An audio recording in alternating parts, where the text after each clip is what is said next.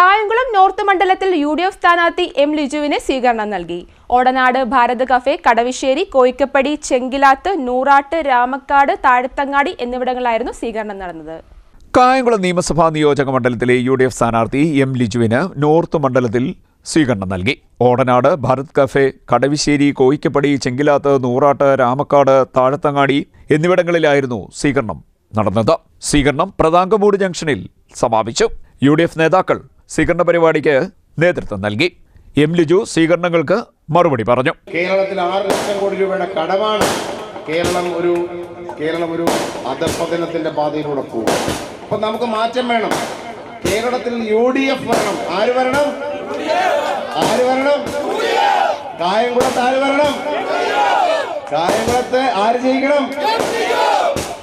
കായംകുളത്ത് ജയിക്കണം. UDF ജയിക്കണമെന്ന് പറയാൻ കാരണം എന്താണെന്നറിയാം.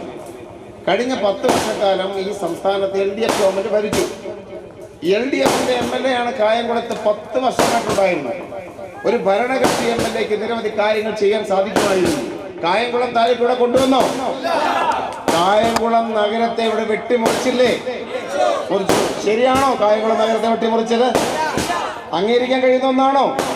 10 വർഷം കഴിഞ്ഞിട്ട് കായംകുളത്ത് KSRTC സ്റ്റാൻഡ് വന്നോ?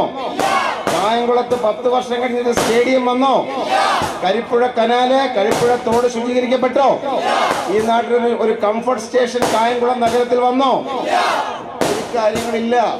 ഇങ്ങനെ ഇല്ല എന്ന് പറയുമ്പോ പിന്നീടും തുടർച്ച ആവശ്യപ്പെടുന്നത് ശരിയാണോ? അല്ല. അതാണ് വിഷയം.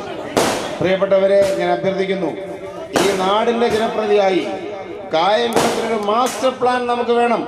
കായംകുളത്തിന്റെ സാധ്യതകൾ, ഈ നാടിന്റെ നഗരസഭയുടെ സാധ്യതകൾ, പഞ്ചായത്തുകൾ, കൃഷ്ണപുരത്തിന്റെയും പുതുപ്പള്ളിയുടെയും ചെട്ടികുളങ്ങരയുടെയും ഭരണിക്കാവിന്റെയും സാധ്യതകൾ, എല്ലാ സാധ്യതകളും കൂട്ടിയോർത്ത് നമുക്കൊരു മാസ്റ്റർ പ്ലാൻ തയ്യാറാക്കണം. ആ മാസ്റ്റർ പ്ലാൻ ഇവിടുത്തെ മുനിസിപ്പാലിറ്റിയും പഞ്ചായത്തും ചർച്ച ചെയ്യണം. 2 ലക്ഷത്തോളം വരുന്ന ഇവിടുത്തെ ജനത ചർച്ച ചെയ്യണം. ഇവിടുത്തെ ചെറുപ്പക്കാരൻ പറയണം, ഞങ്ങൾക്ക് ഇന്നത് വേണം, ഞങ്ങൾക്കൊരു സിവിൽ സർവീസ് അക്കാദമി വേണം.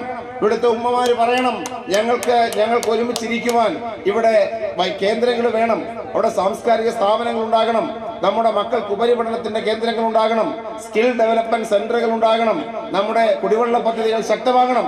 അങ്ങനെ കായംകുളത്തിനൊരു ദീർഘകാല വികസന പദ്ധതി 50 വർഷം കഴിയുമ്പോഴത്തെ കായംകുളത്തെ ഇപ്പോഴേ വിഭാവനം ചെയ്തു തുടങ്ങാൻ എനിക്കൊരു അവസരം നൽകണമെന്ന് ഞാൻ വിനീതമായി ഈ നാടിനോട് അഭ്യർത്ഥിക്കുകയാണ്.